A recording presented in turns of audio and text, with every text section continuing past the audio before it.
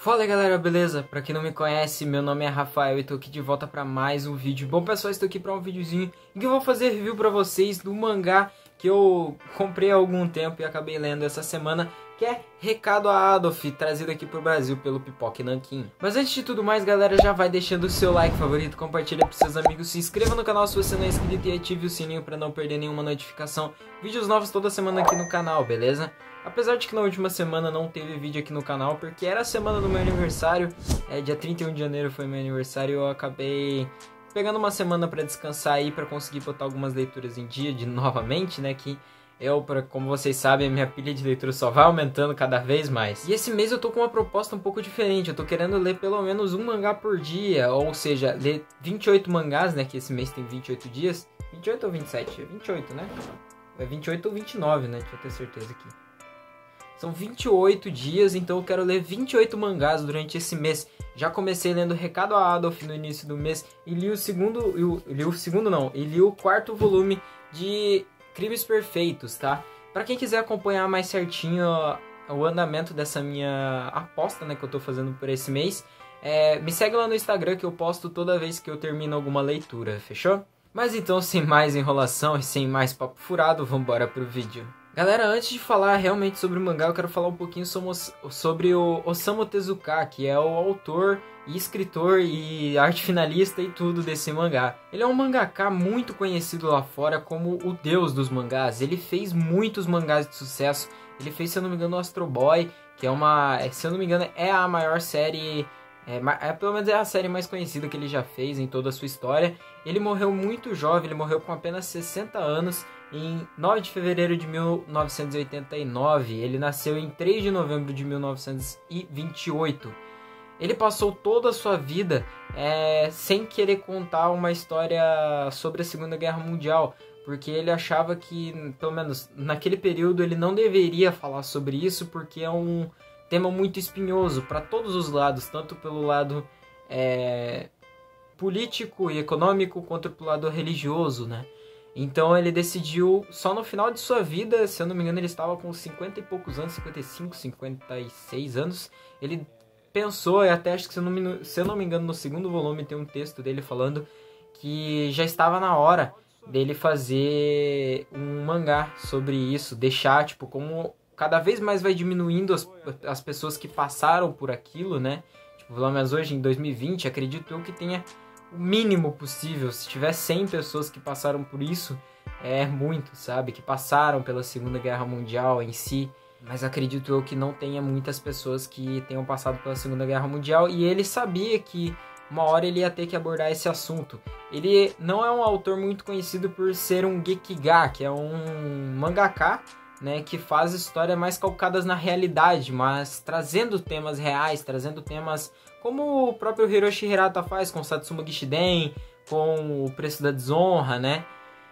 Ele não é tão famoso por isso, ele faz mais mangás de aventura, até ele mesmo diz na sua biografia, né, que é a arte do Osamu Tezuka, para quem quiser comprar.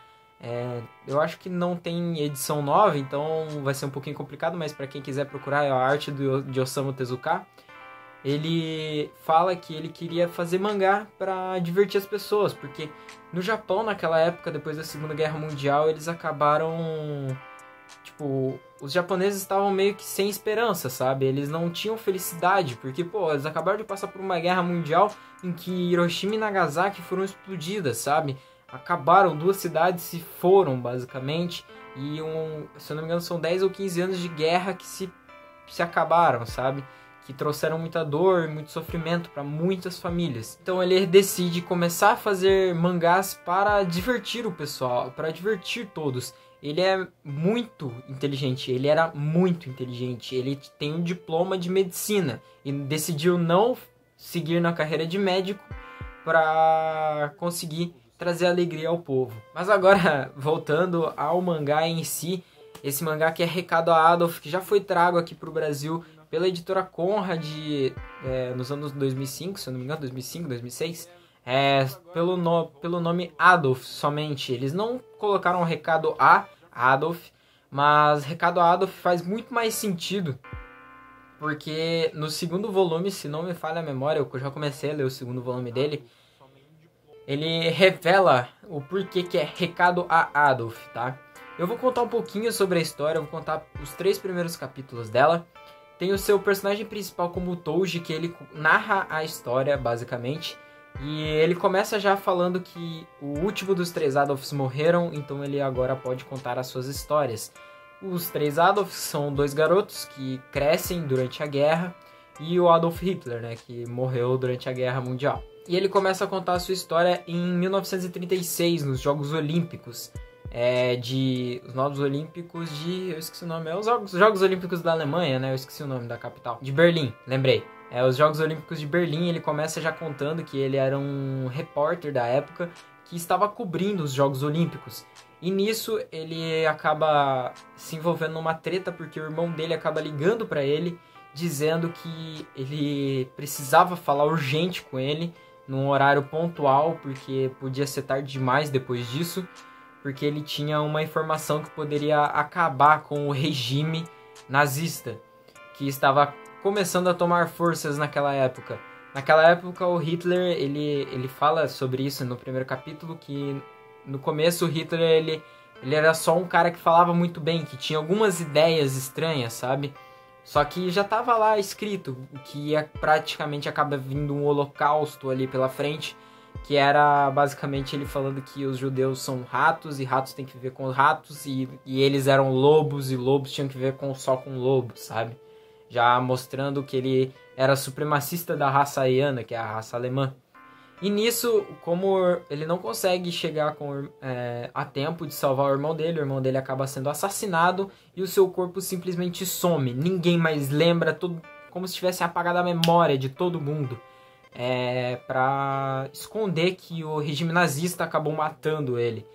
Então, o mangá Recado a Adolf em si, ele roda totalmente em cima dessa trama, em que o Touji ele acaba indo atrás de descobrir o porquê que o seu irmão acabou sendo assassinado e que ele acabou... e qual era essa informação que ele queria passar para ele, né? E nisso ele tem traição de uma menina que dizia que amava ele, que amava o irmão do Touji, e acaba entregando ele para os nazistas, ele acaba sendo torturado.